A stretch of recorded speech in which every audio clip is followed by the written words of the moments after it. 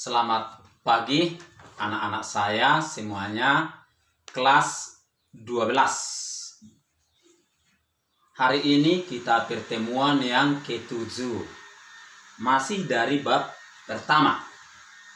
Tujuan pembelajaran kita pada pagi hari ini adalah yang pertama, anak-anak saya nanti tahu mengidentifikasi upaya-upaya pemerintah dalam penanganan dan pelanggaran hak serta pengingkaran kewajiban warga negara Indonesia. Yang kedua, anak-anak saya nanti memahami bagaimana ajaran Pancasila dalam penegakan hak dan kewajiban warga negara. Yang ketiga, anak-anak saya nanti tahu mendeskripsikan fungsi penegak hukum yang dilaksanakan oleh lembaga-lembaga kemasyarakatan. Yang pertama, bagaimana upaya-upaya pemerintah dalam menangani pelanggaran hak dan pengingkaran kewajiban warga negara ini. Di sini dalam masyarakat harus tercipta nanti. Harus ada yang pertama, supremasi hukum dan demokrasi harus ditegakkan. Supremasi hukum, kalau dikatakan supremasi hukum, hukum di atas segalanya. Tidak ada yang diktator, tidak ada rimba, tidak ada yang sewenang-wenang. Dan demokratisasi, kehidupan yang semakin demokratis. Kehidupan yang semakin mencerminkan keinginan dan kehendak rakyat. Yang kedua, mengoptimalkan lembaga-lembaga. Kita tahu di Indonesia ini banyak dibuat lembaga-lembaga di luar lembaga negara. Antara lain KPK, Komisi Pemberantasan Korupsi.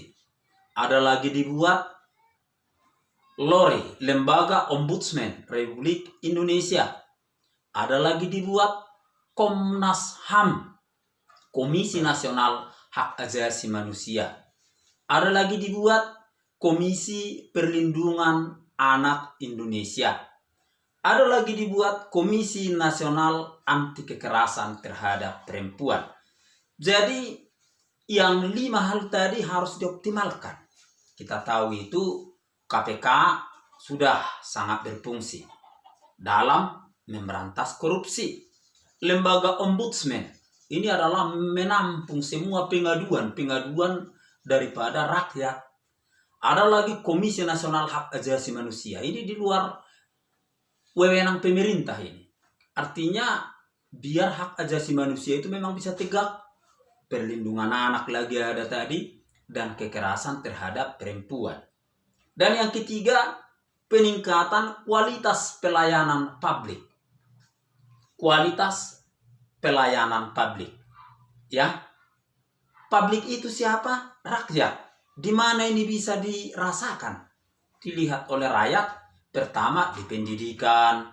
Ya, harus kami layani. Saya pelayan pendidikan. Di kesehatan, mulai dari puskesmas, rumah sakit, sampai ke atas harus dilayani. Listrik, PLN, telepon, dan lain-lain. Ini semua adalah pelayanan publik. Jadi semua yang bekerja di sini harus memang senyum, sapa, sabar. Bagaimana yang menyenangkan rakyat? Karena itu adalah hak rakyat. Yang keempat, meningkatkan pengawasan masyarakat. Kita tahu pemerintah itu diawasi rakyat. Bagaimana caranya? Lewat DPR. DPR itu pengawas pemerintah. Ada fungsinya DPR 3. Budgeter, legislasi, dan kontrol, pengawasan. Pengawasan itu juga ya lewat media pers. Jadi wartawan itu pengawas, ya. LSM itu pengawas masyarakat. Jadi kalau datang misalnya ke sekolah kita, LSM wartawan itu bagian dari pengawasan sebenarnya. Yang kelima adalah penyebarluasan prinsip kesadaran berbangsa. Penyebarluasan. Ini para polisi, tentara ikut mereka ya menyebarkan biar semakin sadar kita. Kita tengok di sekolah kita sering datang polisi pembina upacara, datang jaksa ke sini, ya, datang lembaga-lembaga yang lain. Ini menyadarkan kita karena dianggap memang anak-anak sekolah itu adalah pilar. Ini basis untuk menumbuhkan kesadaran itu. Ya, baru yang berikut, yang keenam, peningkatan profesionalisme TNI dan Polri. Kalau sekarang kita lihat itu profesional kali orang itu. Bagaimana polisi menangkap penjahat, bagaimana polisi menangkap teroris, profesional sekali. Bagaimana tentara latihan kita tengok, bagaimana di udara, di laut, profesional sekali. Dan alat-alatnya atau alusistanya orang itu ya sudah semakin hebat. Dan yang ketujuh, harus tercipta nanti kerjasama, harmonisasi di dalam lembaga-lembaga kemasyarakatan. Di antara kekuatan-kekuatan masyarakat itu ya, kelompok-kelompok keagamaan ya harus rukun toleransi. Di samping lagi ada lembaga-lembaga kemasyarakatan lain harus sinkron mereka, harus rukun. Yang kedua, memahami bagaimana ajaran Pancasila dalam penegakan hak dan kewajiban warga negara itu. Yang pertama, bahwasanya Tuhan Yang Maha Esa itu adalah causa prima. Sebab yang pertama, yang tak bermula dan tak berujung. Ini harus kita sadari betul itu. Ya.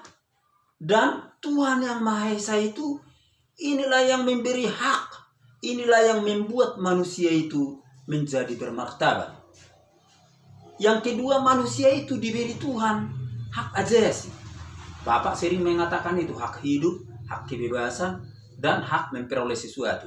Itu diberi Tuhan kepada manusia. Dan ini membedakan makhluk manusia berbeda dengan makhluk lain. Bahwasanya manusia itu memang makhluk yang luhur dan bermartabat. Yang ketiga, karena manusia makhluk yang luhur dan bermartabat, manusia itu harus berdoa, mensyukuri, berbakti kepada Tuhan, ya, harus takwa kepada Tuhan. Apa maksudnya takwa? Melaksanakan segala perintah Tuhan dan menjauhi segala larangan Tuhan Yang Maha Esa. Dan manusia itu juga harus membina hubungan dengan sesama manusia, wajib itu, ya, biar hak dan kewajiban itu bagus.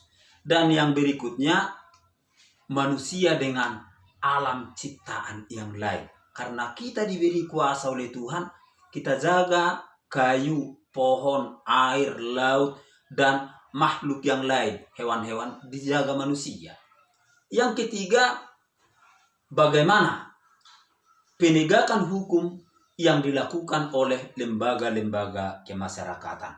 Penegakan hukum itu polisi, TNI, KPK, pengadilan, yang 4 ini. Kalau TNI, jelas sekali tugas mereka, capek kali mereka menjaga, melindungi Indonesia ini. Polri rakyat langsung mengayomi, melindungi masyarakat, menegakkan hukum.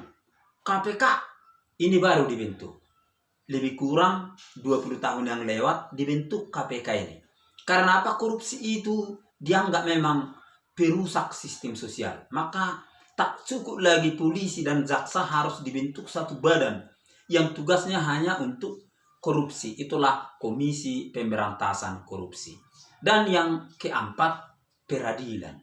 Peradilan itu harus memang merdeka, betul-betul bisa dalam menegakkan keadilan itu. Logonya timbangan itu. Adil, disimak dengan baik, dan diputuskan oleh hakim. Sekian dan terima kasih. Salam sehat untuk kita semua.